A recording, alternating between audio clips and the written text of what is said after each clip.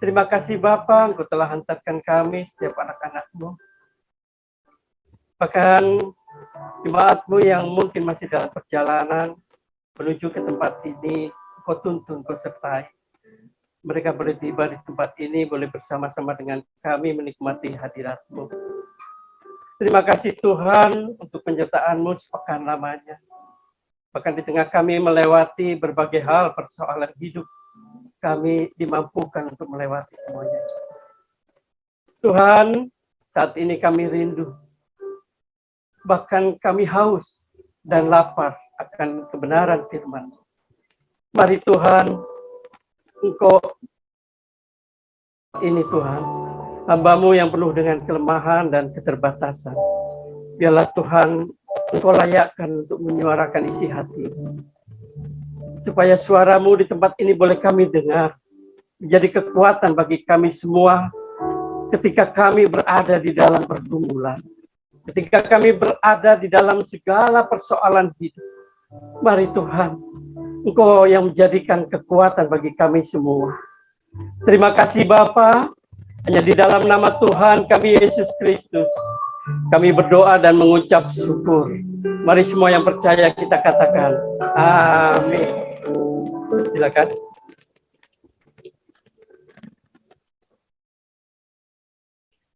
Shalom. Merdeka. Haleluya. Bapak Ibu Saudaraku yang dikasihi Tuhan, baik saudara-saudaraku yang menyaksikan di rumah melalui online. Kita berjumpa lagi. Apa kabarnya semuanya? Luar biasa. Luar biasa ya, puji Tuhan. Ya, kita akan kembali. Tema kita adalah menang atas pergumulan. Ya, ini adalah bulan Agustus ya. Tidak jauh dari tema minggu yang lalu yang dibawakan oleh gembala kita Bapak Pendeta Fadilah Mulia, dimerdekakan oleh Isa Al-Masih ya, dimerdekakan oleh Isa Al-Masih. Jadi saat ini kita menang atas pergumulan.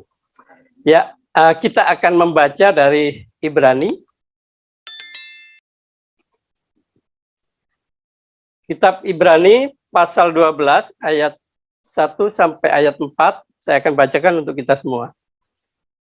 Judul perikop di sini adalah nasihat supaya bertekun dalam iman. Karena kita mempunyai banyak saksi, bagaikan awan yang mengelilingi kita. Marilah kita menanggalkan semua beban dan dosa yang begitu merintangi kita. Dan berlomba dengan tekun dalam perlombaan yang diwajibkan bagi kita. Marilah kita melakukan dengan mata yang tertuju kepada Yesus, yang memimpin kita dalam iman. Dan yang membawa iman kita itu kepada kesempurnaan. Yang dengan mengabaikan kehinaan tekun memikul salib, ganti sukacita yang disediakan bagi Dia. Yang sekarang duduk di sebelah kanan tahta Allah. Ingatlah selalu akan Dia. Yang tekun menanggung bantahan yang sehebat itu terhadap dirinya dari pihak orang-orang yang berdosa. Supaya jangan kamu menjadi lemah dan putus asa. Dalam pergumulan kamu melawan dosa, kamu belum sampai mencucurkan darah. Demikian jauh bacaan kita. Berbahagialah setiap orang yang mendengar, memelihara dan melakukan dalam hidupnya. Haleluya. Amin. Bapak Ibu Saudaraku yang dikasihi Tuhan, pada slide pertama kita akan mengenali pergumulan. Ya. Pergumulan tentu kita harus, banyak orang yang kadang mengalami satu permasalahan tapi tidak kenal masalahnya apa. Jadi dia di situ terbeban dan merasa sangat berat, akhirnya depresi. Nah, saat ini kita akan mengenali pergumulan kita, kekhawatiran atau ketakutan, khawatir, worry. Ya, banyak orang merasa khawatir ya Bapak Ibu. Apalagi di masa-masa pandemi ini ya, banyak orang takut kena COVID ya, takut periksa berobat ke rumah sakit. Itu masalah, itu pergumulan buat kita semua. Ya, secara manusiawi kita punya rasa takut, punya rasa khawatir. Ke depan ini pandemi sampai kapan ya? Sampai seberapa lama ya? Yaitu ada rasa ketakutan di dalam diri kita.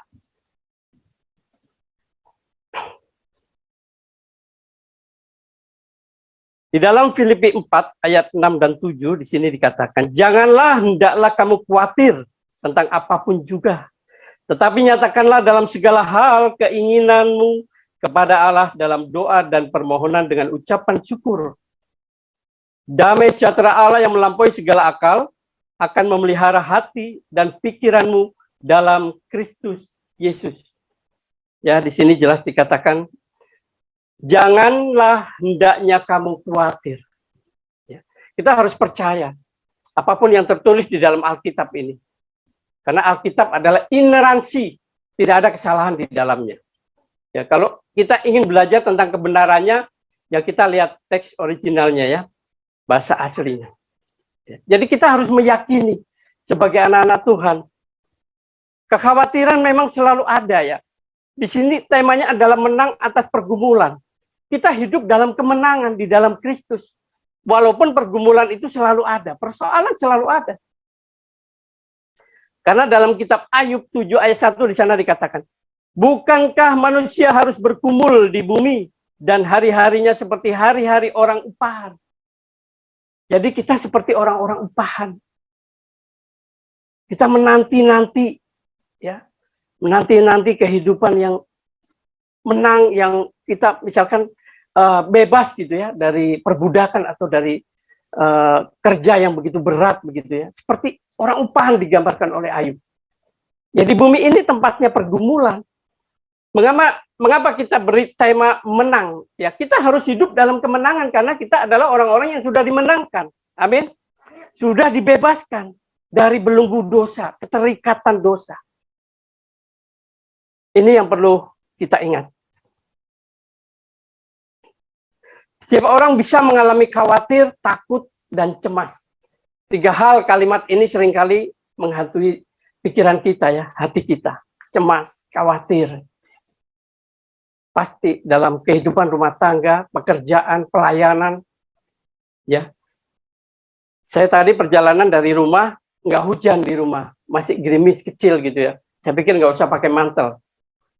Sampai di Pasar Induk, wah hujannya langsung besar. Bahkan sampai Keramat Jati itu setengah lutut. Baju saya masih basah ini. Jadi, tapi ini pergumulan nggak?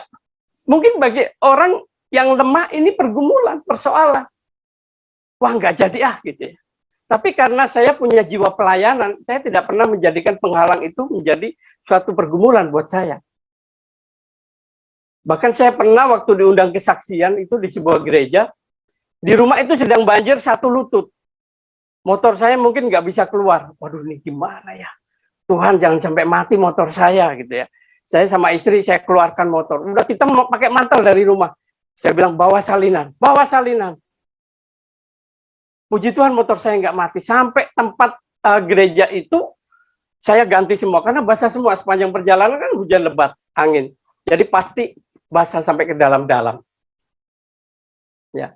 Tapi bukan suatu pergumulan buat saya ini.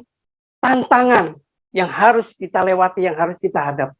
Di dunia ini Ayub mengatakan adalah pergumulan, tempat orang bergumul.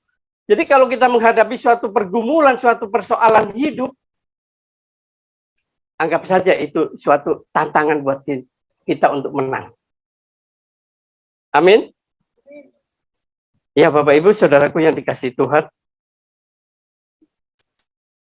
Dalam masa pandemi ini banyak masyarakat yang mengalami rasa takut, cemas, karena masalah kesehatan, ya, ancaman kematian, ya aduh nanti kalau dengar kabarnya, apalagi waktu awal-awal itu ya, 2020 ya, wah itu setiap hari itu 600, 800, sampai 1000, ini orang beneran apa bukan yang mati?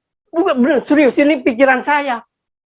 Kok seperti setiap TV One ya terutama ya yang mengumumkan, waduh, saya sampai nggak habis pikir gitu ya Tuhan, ini bener ini. Jadi ini banyak orang memicu orang rasa takut dan khawatir. Nah akibatnya orang menjadi depresi, imunnya lemah. Ya itu sekitar tahun-tahun 2020 ya, itu masih sedang tinggi-tingginya. Ya saya sebagai Orang percaya juga ada rasa takut. Tapi saya pelayanan jalan terus sama istri saya. Ada telepon dari Depok. Pak, ini ada saudara mau diinjil. Jalan sama istri. Yang punya rumah, oh, Bapak nggak apa-apa katanya ke sini. Oh, nggak apa-apa, saya bilang. Jujur saya senang kalau melayani secara tatap muka ya, face to face gitu. Rasanya kayak apa namanya? Enak gitu loh. Langsung masuk gitu loh, maksimal sekali gitu loh pelayanannya. Tapi kalau dari online kan kita kayaknya banyak sekali gangguannya. Belum lagi jaringan lagi enak-enak dengerin, toh mati terpental gitu. Saya sering mengalami itu. Waduh gitu. Jadi akhirnya nggak bisa ibadah kan? Karena jaringan nggak bagus.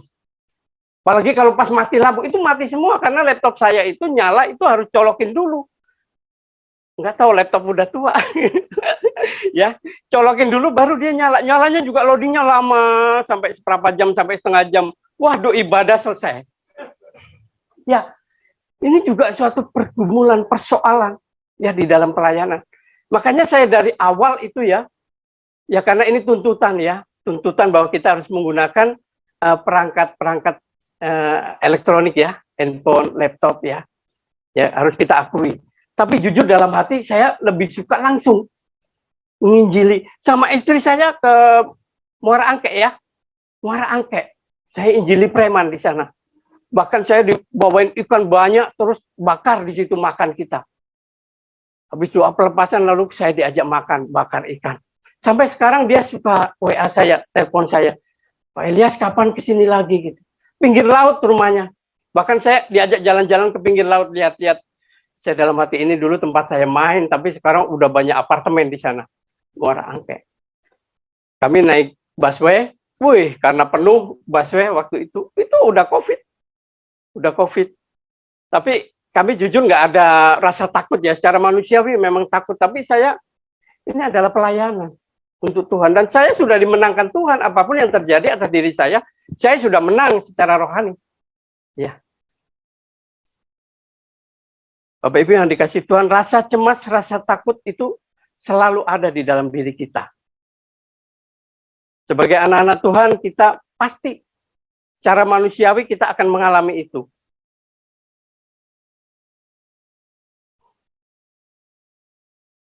Nah,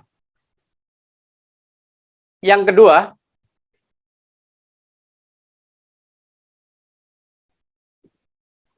tabiat daging merasa nyaman atau merasa nyaman. Ya, tabiat daging, keinginan daging ya. Kadang orang hidup ya, dia nggak tahu kalau itu adalah suatu masalah dalam hidup dia. Suatu masalah. Tapi dia merasa nyaman karena menguntungkan. Ya, ada keinginan daging yang mereka bisa merasakan nyaman.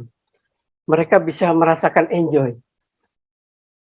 Ya, tapi itu padahal sesuatu yang persoalan buat dia.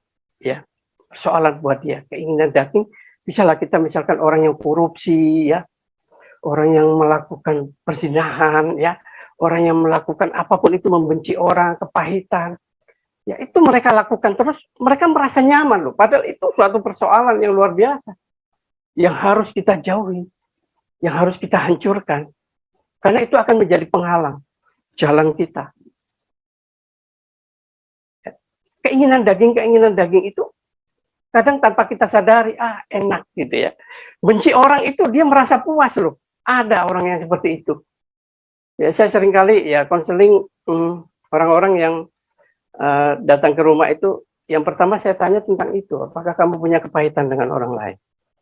Jadi saat itu juga saya doakan dia. Di dalam Galatia 5 ayat 19 ayat 21 di sana dikatakan, perbuatan daging telah nyata, yaitu percabulan, kecemaran, hawa nafsu, penyembahan berhala, sihir, perseteruan, perselisihan, iri hati, amarah, kepentingan diri sendiri, percederaan, roh pemecah, kedengkian, kepahitan, kemabukan, pesta pora, dan sebagainya. Dan sebagainya berarti masih banyak keinginan daging itu. Jadi mari, kita jangan sampai ada keinginan-keinginan daging yang disebutkan di Galatia 5 ayat 19 ayat 21. Bapak Ibu Saudaraku yang dikasihi Tuhan, ini harus kita lepaskan. Kalau tidak, kita nggak jadi umat pemenang. Kita akan menghadapi pergumulan-pergumulan hidup. Pasti akan kita hadapi. Dimanapun kita ditempatkan Tuhan, bekerja di sini, ya pasti ada pergumulan. Di sana ya pasti ada pergumulan. Karena di bumi ini tempatnya orang bergumul. Betul? Tempatnya orang bergumul. Siapa yang nggak pernah punya pergumulan? Pasti setiap orang punya pergumulan. Jadi harus kita tinggalkan. Harus kita tinggalkan. Yang keempat, yang ketiga, tipu daya, kebohongan. Nah, ini juga suatu pergumulan, suatu persoalan dalam hidup kita. Orang yang biasa berbohong, hati-hati. Dia merasa nyaman di situ. Yang biasa bohong, ya. Ada kebohongan yang spontan dan ada kebohongan yang terencana. Ya, baru-baru ini ada berita yang heboh ya. Saya tidak akan membahas itu, tapi benar-benar direncanakan. Ini menguntungkan buat mereka. Ya. Ingat kisah orang-orang Gibeon pada waktu umat Israel mau memasuki tanah Kanaan. Yosua diperintahkan oleh Allah, siapa yang menghalangi engkau tumpas? Karena orang-orang itu tidak menyembah Allah memang. Menyembah Baal. Termasuk Gibeon. Ya, kaum Gibeon ini dia berbohong, dia rencananya matang sekali. Kita pura-pura orang yang dari jauh ya. Kita pakai bajunya compang-camping. Ya, kalau Bapak Ibu bisa baca itu di kitab Yosua 9 tuh, pasal 9 ya. Ya. Gibeon yaitu orang-orang Amori. Ya. Jadi mereka tahu dan mereka mendengar bahwa Allah yang disembah oleh umat Israel itu adalah Allah yang luar biasa. Makanya mereka merasa takut. Akhirnya mereka merencanakan suatu kebohongan bahwa mereka orang jauh.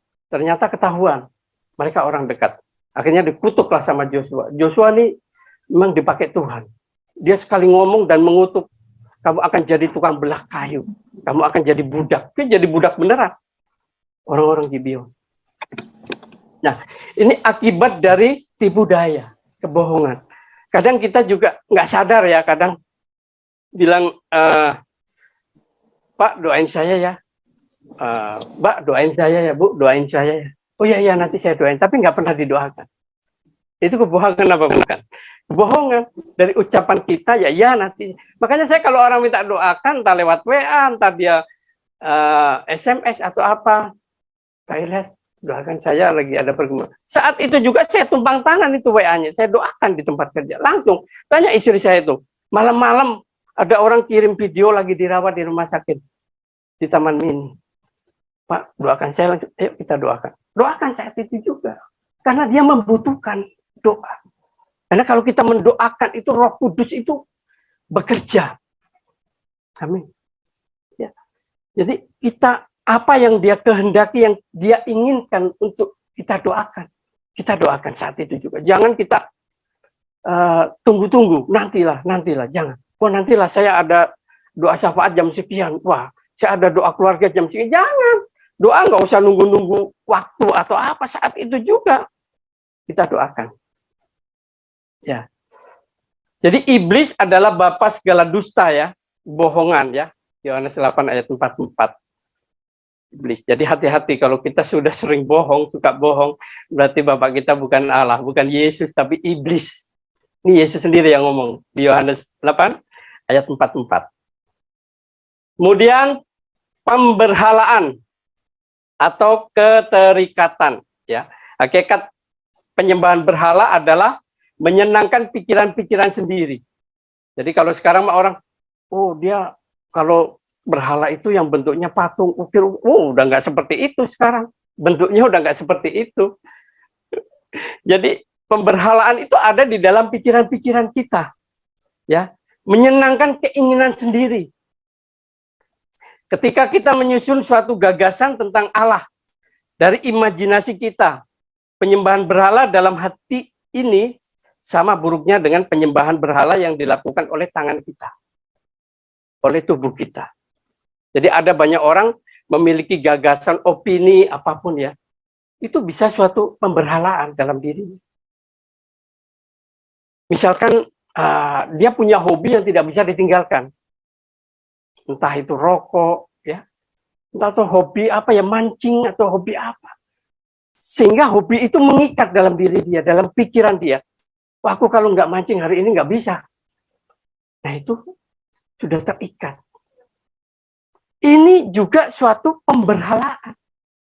Hati kita terikat.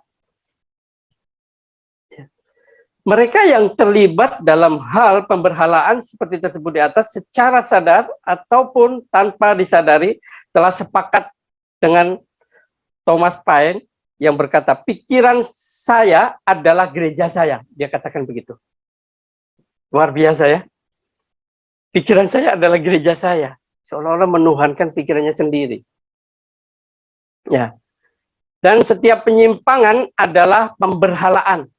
Ini bisa dibandingkan di 1 Yohanes 5 ayat 19 ayat 21.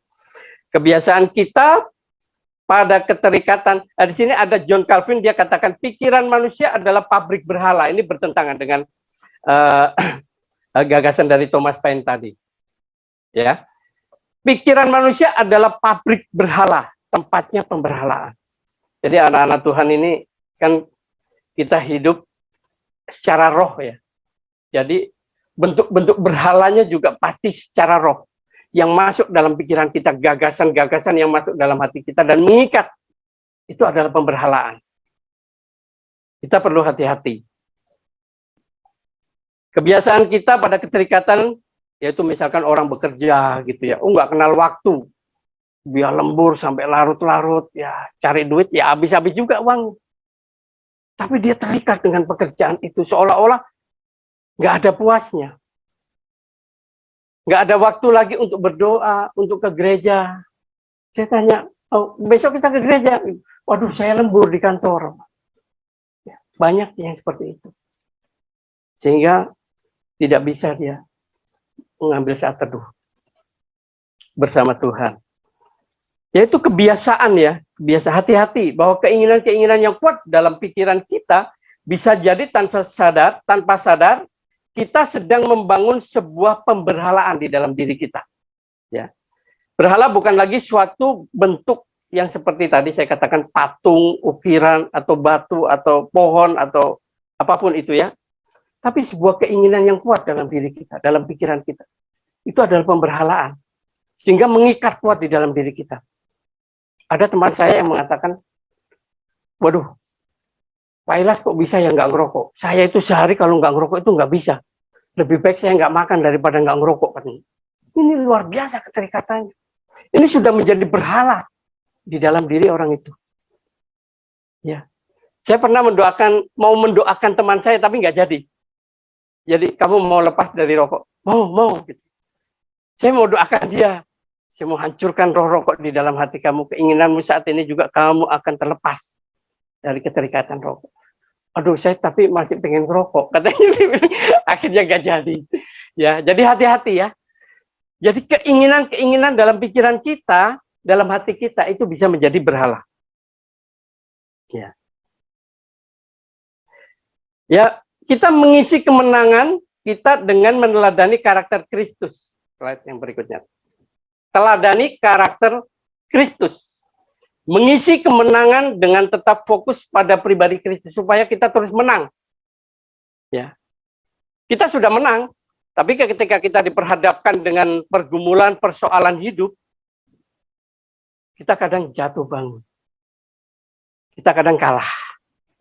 Dan akhirnya depresi, tidak mau ke gereja, tidak mau berdoa. Ya. Ini hati-hati. Kita sudah menang, tapi pergumulan persoalan akan selalu ada. Kita bisa enggak melawan itu. Jadi kita isi kemenangan.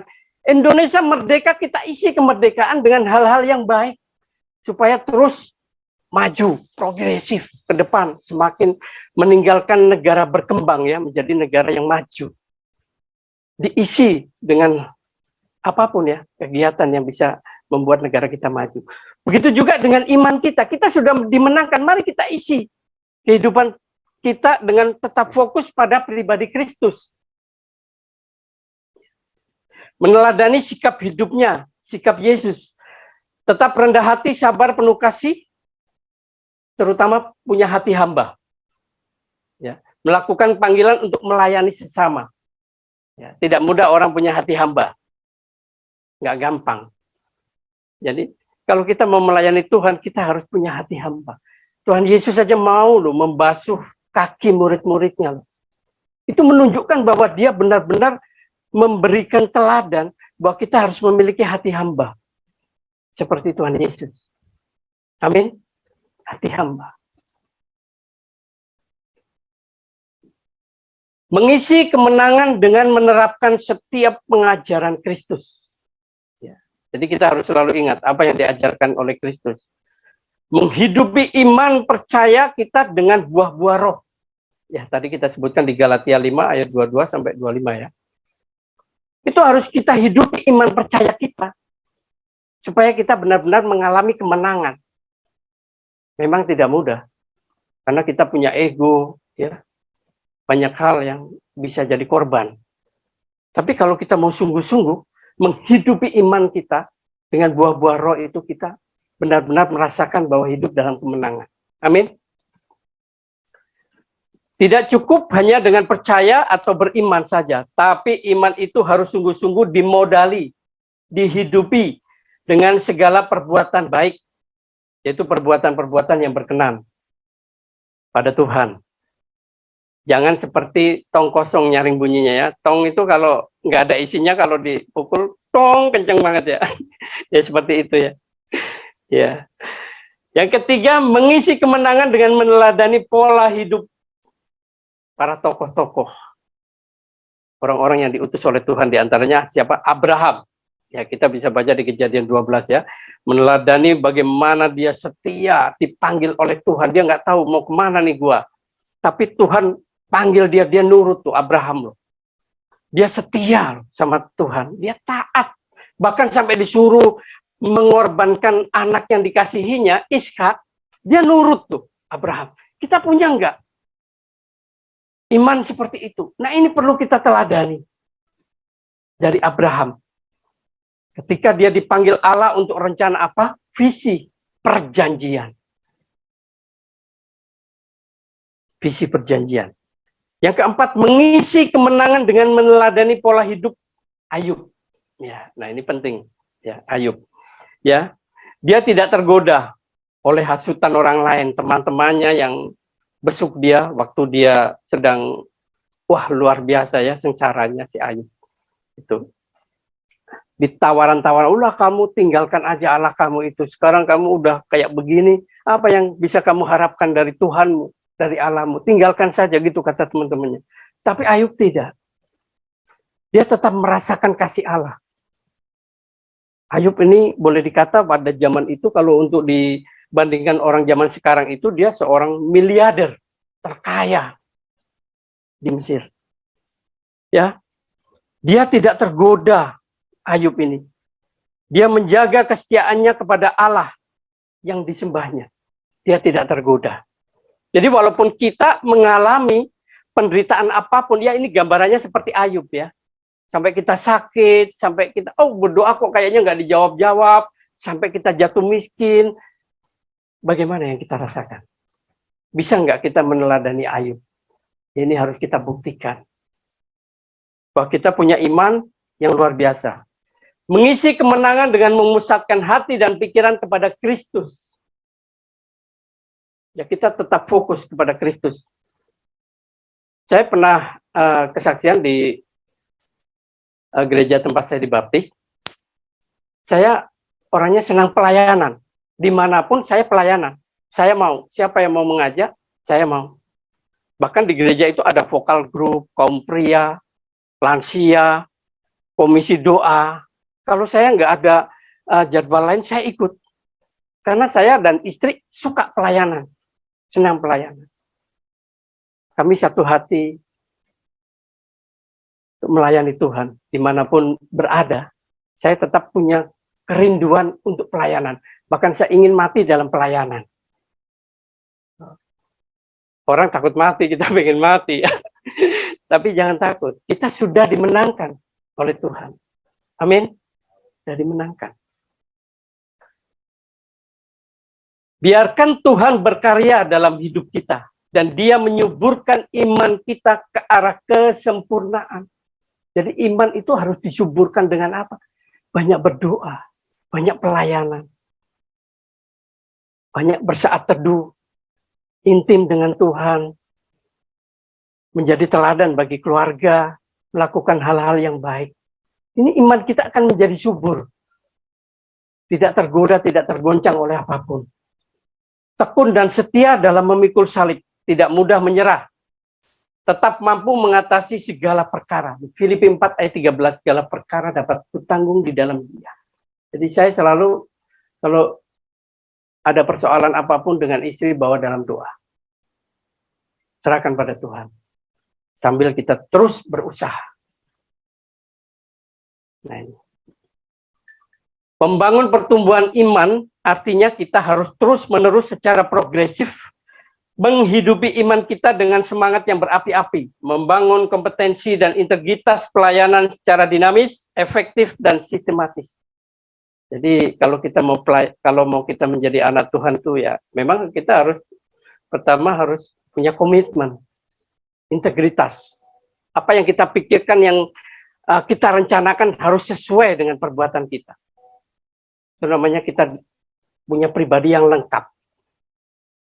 Tidak ada yang, artinya ketika kita berbicara begini, wah cuma tong kosong aja, nggak sesuai dengan perbuatannya. Ini orang yang tidak punya integritas. Jadi pelayanan harus dibekali dengan integritas, dengan komitmen yang tinggi untuk melayani Tuhan. Yang keempat, mengisi kemenangan dengan menjadi, yang terakhir ini, brand ambassador, duta. Kita mempromosikan kerajaan Allah melalui pengajaran Kristus. Ya. Jadi bukan produk-produk aja yang dipromosikan ya, tapi produk kerajaan Allah melalui pengajaran Kristus. Ya. Berdasarkan apa? Alkitab. Artinya kita tidak boleh sembarangan membuat konsep-konsep. Jadi ada banyak orang, saya pernah melayani orang, dan dia mencoba menjelaskan tentang Trinitas dengan konsep kopi, dengan konsep matahari. Ini kan nggak ada dalilnya. Di Alkitab sudah banyak dalilnya. Bapa itu siapa, anak itu siapa, Roh Kudus itu siapa. Itu kan satu hakikat, satu keberadaan yang nyata, yang ada.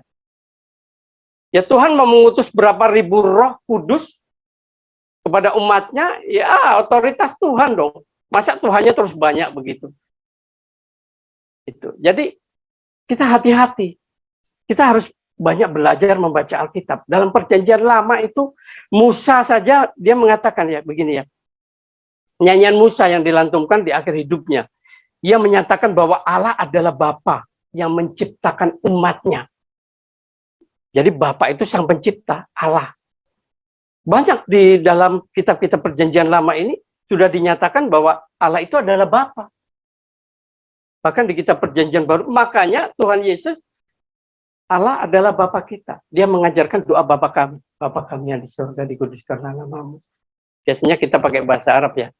Abana ladzi fis samawati. Jadi Yesus sendiri mengajarkan itu. Jadi kita nggak perlu membuat konsep-konsep dengan pikiran kita, itu akan menyesatkan orang. Yang ada apa ketika teman saya menjelaskan itu? Masa Tuhan disamain dengan kopi? Saya langsung WhatsApp waktu itu. Ya begitu. Jadi banyak orang yang membuat konsep-konsep dari pikirannya sendiri. Tuhan itu seperti matahari. Ada panasnya, ada cahayanya. Ini kan nggak ada dalilnya dalam Alkitab. Apakah pernah ada konsep seperti ini? Nggak ada. Jadi hati-hati. Di sini sudah semua ada ayat-ayatnya. Bapak itu siapa, anak itu siapa, maknanya sudah ada. Makanya kita harus membaca supaya kita tahu Roh Kudus itu siapa. Itu semua satu hakikat keberadaan, satu keberadaan pribadi yang esa. Jadi yang terakhir adalah kita harus mau menjadi ambasadornya Tuhan, memberitakan Injil. menceritakan kebaikan Tuhan, menceritakan bagaimana Tuhan menebus kita. Yang paling sulit memang kadang kita menjelaskan tentang, kadang suka ada pertanyaan begini nih, kok Tuhannya orang Kristen mati sih gitu. Ya, itu pasti banyak yang bertanya tentang itu. Saya pernah menjelaskan kepada teman saya yang beda iman dengan saya. Saya katakan, kenapa Tuhan mati? Ya, seharusnya yang mati saya, yang berdosa saya. Upah dosa adalah maut. Ya. Tapi Tuhan, dia dengan rela hati. Itulah yang disebut Tuhan mau menanggung dosa perbuatan kita. Upah dosa kita ditanggung oleh Tuhan. Tapi Tuhan nggak mati kekal. Dia hidup hari yang ketiga. Itu sudah dinubuatkan, sudah diucapkan oleh Tuhan. Jadi ini Tuhan kita itu luar biasa.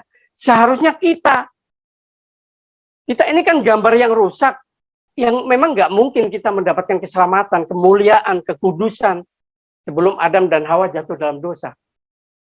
Tapi Yesus mau memulihkan keadaan kita. Gambar yang rusak itu, yang berdosa itu dihancurkan di atas kayu salib, supaya kita percaya dan kita dibentuk kembali menjadi ciptaan baru. Amin. Jadi ciptaan baru. Jadi kita harus clear, Bapak Ibu yang dikasih Tuhan.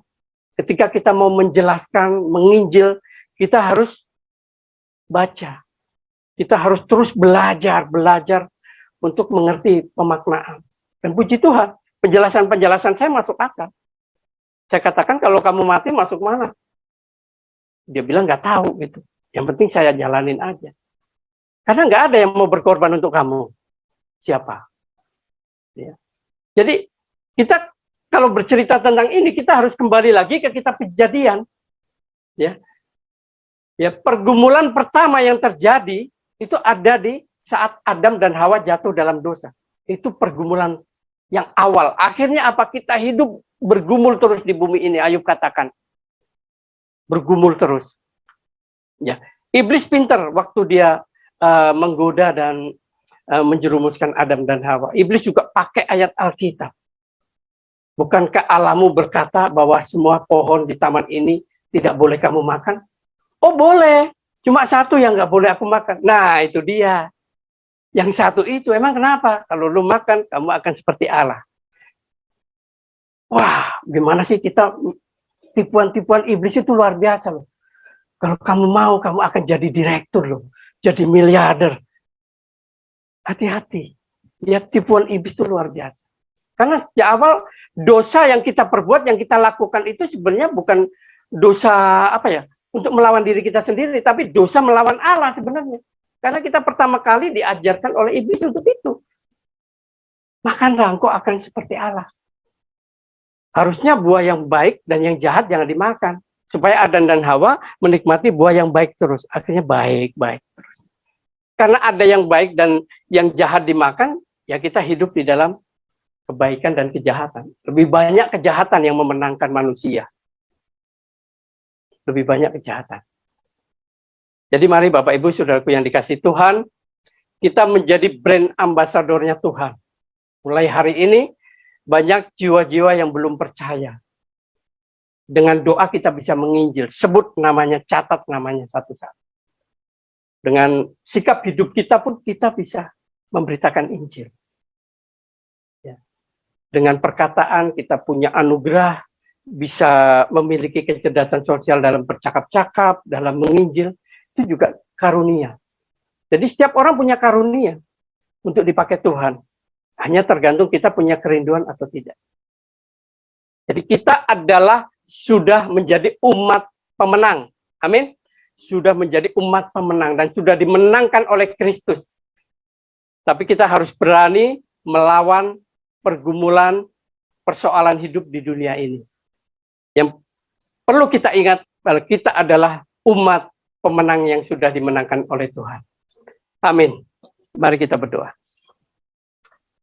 Bapa yang maha baik, kami kembali bersyukur kepadamu Tuhan. Untuk kasih karunia Tuhan yang boleh kami rasakan pada sore ini ya Bapak. Kami boleh kembali dikuatkan Tuhan. Kami sadar bahwa kami anak-anak-Mu adalah menjadi umat pemenang, umat pilihan-Mu. yang sudah percaya kepadamu ya Bapa. Apapun yang kami alami di dunia ini, persoalan hidup seberat apapun, pergumulan seberat apapun Bapa, kami tetap bergantung kepadamu. Karena kami ingat bahwa kami adalah umat yang sudah dimenangkan oleh Tuhan Yesus. Terima kasih Bapa untuk kebaikan-Mu yang boleh kami nikmati pada sore hari ini Tuhan. Kami boleh Engkau utus menjadi alat-Mu ya Bapa. Menjadi ambasador ya Bapa untuk memberitakan kabar sukacita anugerah keselamatan yang daripada-Mu. Terima kasih Bapa. Di dalam nama Yesus kami sudah berdoa dan mengucap syukur. Amin.